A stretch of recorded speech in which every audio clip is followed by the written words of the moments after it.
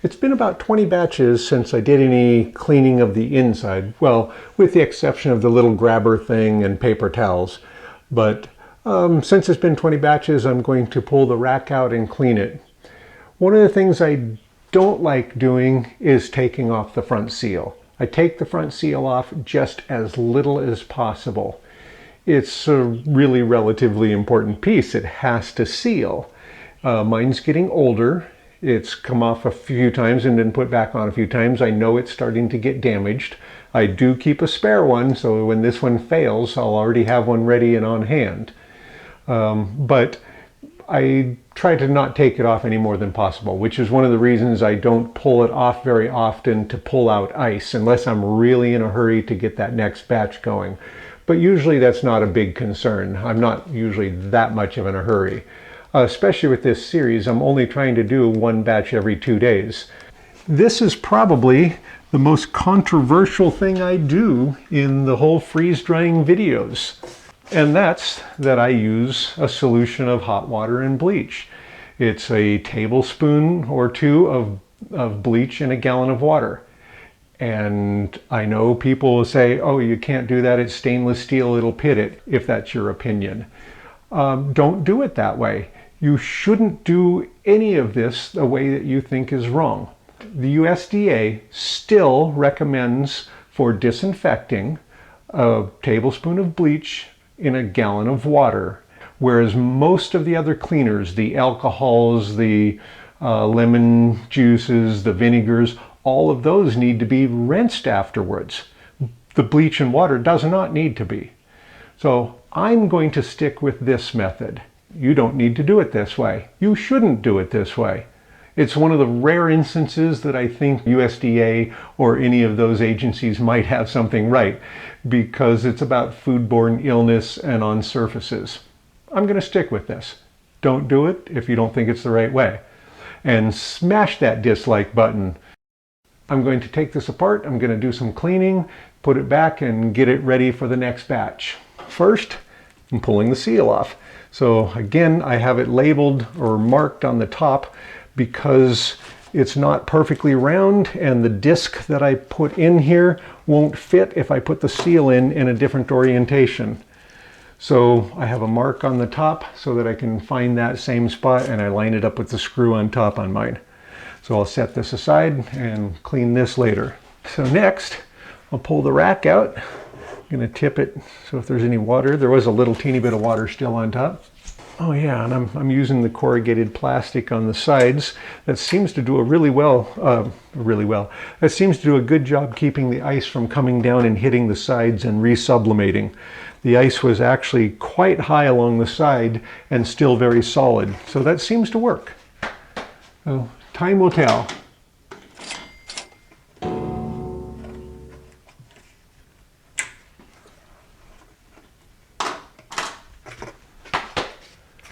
Oh, I should probably wipe these down too. Okay.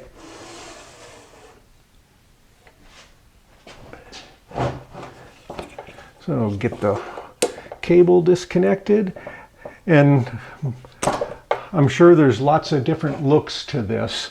This is the one that was out there when mine was built.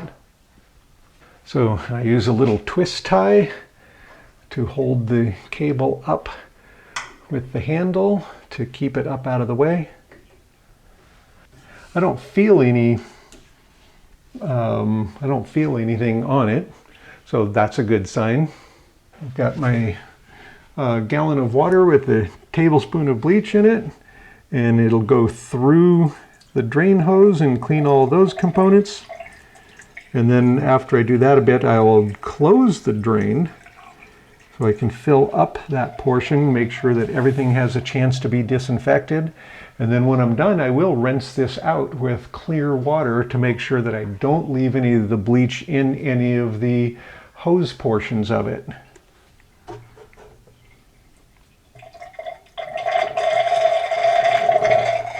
Okay, so get some down there.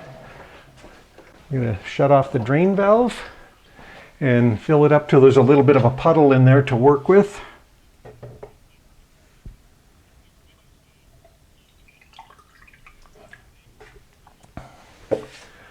Okay, so I've got just a little bit of a puddle down there, and I can just use that to wipe everything down.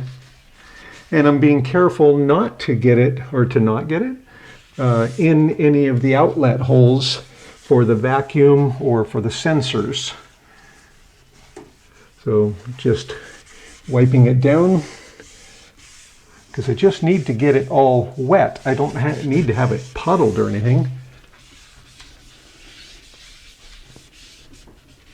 Okay.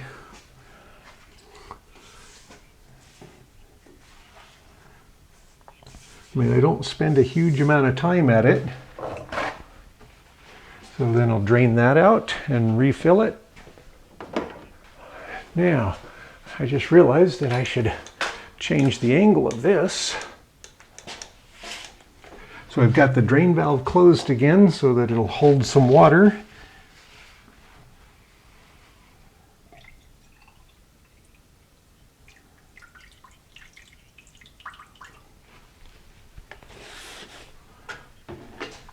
All right, so then I've got enough of a puddle that I can just use it to dampen the paper towel and just wipe everything down. And going next to all the connector holes, but not getting water into them.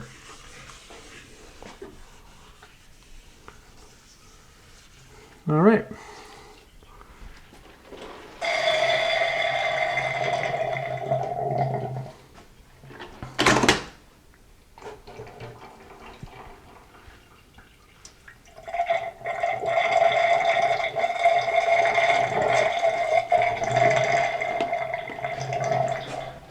Okay, then I'm going to, I turned off the drain valve again. I shut the drain valve.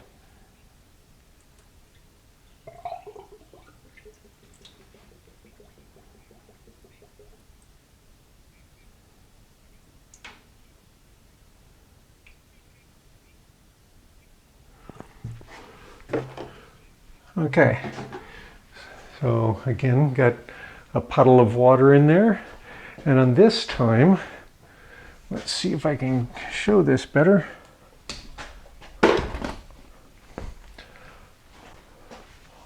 All right, so let's come over to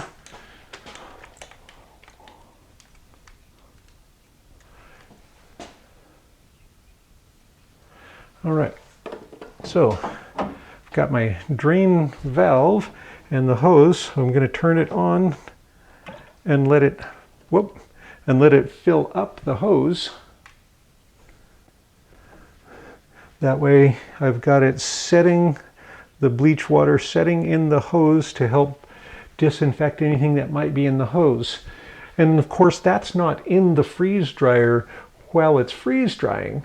It's when you open the drain valve, air is going through here and it could pull anything in from this hose into the chamber when you're releasing the vacuum or letting the air back in. So that's why I do that. It may be completely unnecessary, but again, I want to make sure it has a chance to clean that. And then I can put that in the container and let that drain down.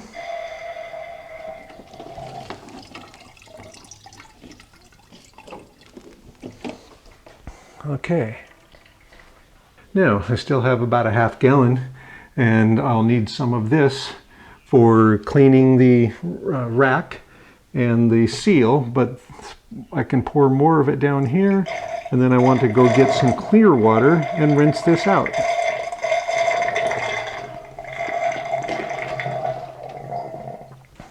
So then I've got a teeny little puddle in there. And then I've got just a little teeny brush. It's for straws. And I'm just going to clean those areas because I forgot to do that. So I try to do that each time. Oh, I don't know if I can. I should have had the light. I don't think this is possible. Let me see if I can do this way. Okay, there. Won't do very well because it's the left hand.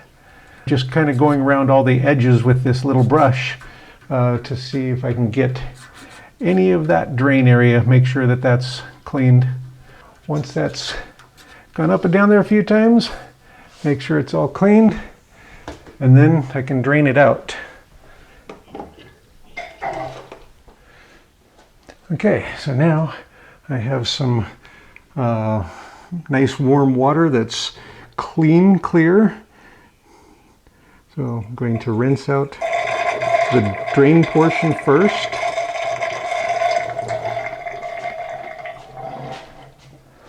Then I'm going to close the drain valve and get a puddle in here again so I can rinse out the sides.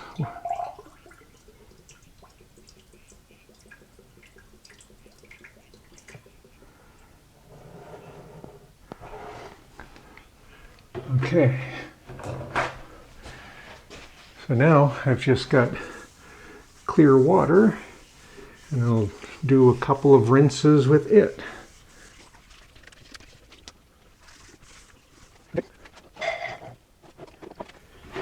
And again. So once again, whatever you do, do not follow my example. I'm sure it's the most evil thing ever done. Of course, we cleaned commercial kitchens this method for decades. But whatever you do, don't follow that. And draining again, and then I want to make sure I get a good quantity of clear water through all of the components downstream of this.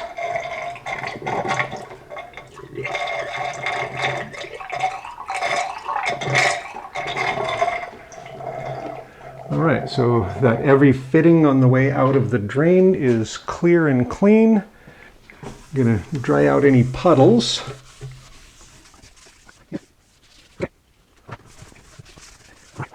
And again, I know people are cringing even as they see it. Turn away. I'm just going to wipe down all the shelves, top and bottom, so the shelf and the heater side. And yeah, just basically all the surfaces. And I have to do it from both sides because my hand can't reach all the way inside there. So I have to turn it to the other side because I can only reach a little more than halfway in. Basically just hit all the surfaces and then rinse it, wipe it all down, dry it, ready to go back in there. Okay, and then I've got those little side pieces, just wiping those down. I'm using one of the wipes in here this time because I want to make sure I can get in there and push this around. Again, I don't like to open that groove at all. You know, if you spread it open, you're going to risk damaging the piece. So going across that, around the whole back of that.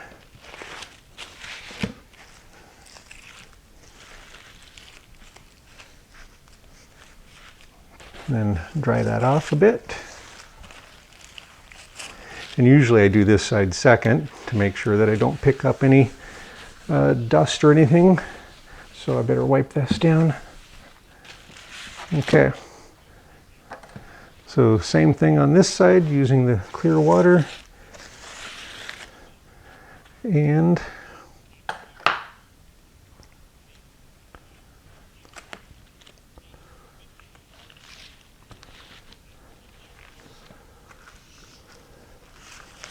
okay, so making sure that it's nice and clean and just looking through there.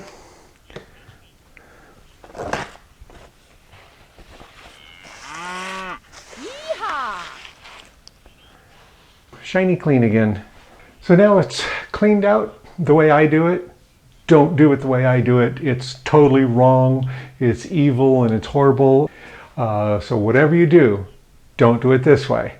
I'm just showing you the way I do it and have been for almost 5 years, and when we cleaned commercial kitchens and stainless steels, we would wipe, or stainless steels, and stainless steel areas, we would wipe it down according to the USDA instructions. The counters in kitchens were stainless steel. Heck, the rinse sink is stainless steel with bleach in it for disinfectant, and it sits there hour after hour. I'm going to do it my way. You do it your way and be happy with it. Just do it in a way that you feel comfortable with it being clean and disinfected. That's all I can say, is make sure that you're comfortable with the way you do it. If you're not comfortable with it, then figure out a way that you are comfortable. If you don't feel 100% sure that it's clean, if you have pieces of food fall off onto your tray, if you don't feel comfortable picking it up and eating it off of there, then you should change the way you're disinfecting probably. All of the surfaces I use are cleaned in such a way that I'm comfortable. And you don't have to be comfortable with the way I do it because I'm not sharing my food with you. So you need to be comfortable with how you're doing it. All right, let's get it back together. Okay, so first step, undo this before you lift this up so that you don't drop it. All right, so reconnecting, and the cable on this one, of course, is different than the cable on some of the others. So it's going to be a different piece. And I very gently slide it back there. Okay, and I know how far it should go back, and if it hasn't gone back that far, then I know that something's blocking it. Everything looks good, and I can see the cables, and if I'm not 100% sure, I can also check with my little side pieces, which now I'm not using because I'm using the plastic pieces. But I know that these, when they are touching the back plate, should be even with this. So that's how I know that it's all the way back, and it is on mine. So you could put a mark here, you could measure it, you could do something so that you know that it's all the way back into position. Okay, so that's in position. Okay. These little side plastic pieces instead of the metal pieces I had been using, I'm pretty happy with this. It looks like it does a good job. So I'll slide this along the side again. And I think I'm going to make some for the top later, but I think I'll make it a little bit different. In fact, I may have it wrap all the way from here across and down this side so that it covers that whole area. So I'll experiment, but I'll probably wait until after this series is done. So the bottom ones, I'm just using one clip in the front. And again, for heaven's sakes, don't do what I'm doing. I'm sure I'm doing everything evil, illegal, and or wrong. But it works for me. Okay, so I get the other side into place. That's in there. Now get the seal back on there. So I've got the line at the top. I'll line that up with the screw and get started on there. And they're very gentle. I'm always as gentle as I can be with this seal because it's going to go bad. At some point it's going to break. I mean, I already know that there's damage on it. There's there's probably no way to see it. There's some cracks here, and there's a crack here, but I'm still getting a good seal, so I'm not going to replace it until it fails. I have a spare one. I've had the spare for, I don't even know, maybe a year or so, because I was just convinced when I saw those cracks that it was going to stop functioning any second now. I think it's been a year or so since I got that seal. I know it was at least since 6 or 8 months. So at some point it's going to fail and I'll have one available. Until then, I'm going to get all the use out of it I can. And it's all about pennies per cycle. So I want the maximum number of cycles out of each component. So when I'm using the door itself to gently finish putting the seal into place. I don't want to pound on it, I don't want to hit it, I don't want to spread that opening on the back. I just want to be as gentle as possible with it. Right, now it's time to get it running, pre-cooling for this next batch.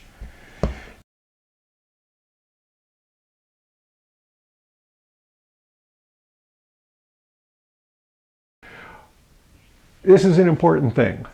I don't care. Almost nothing I own has a warranty intact the day after I get it, because I always want to tear it apart and see what makes it tick.